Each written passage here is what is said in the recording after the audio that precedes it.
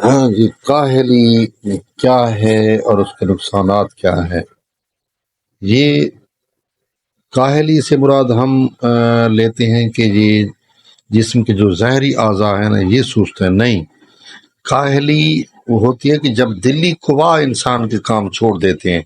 دلی قوا سست پڑ جاتے ہیں، دلی قوا بیکار ہو جاتے ہیں، جب انسان کا دل کام کرنا چھوڑ دیتا ہے، ٹھیک ہے،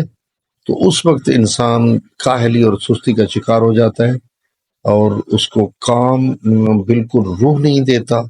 وہ کام کی طرف جاتا نہیں ہے۔ اکثر ہمارے نوجوان پاکستانی کام کرتے ہیں، محنت کرتے ہیں،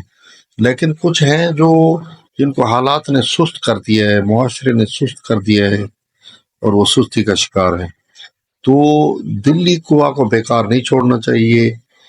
ہر وقت کام میں لگے رہیں، مصروف رہیں، کوئی نہ کوئی کام کرتے رہیں،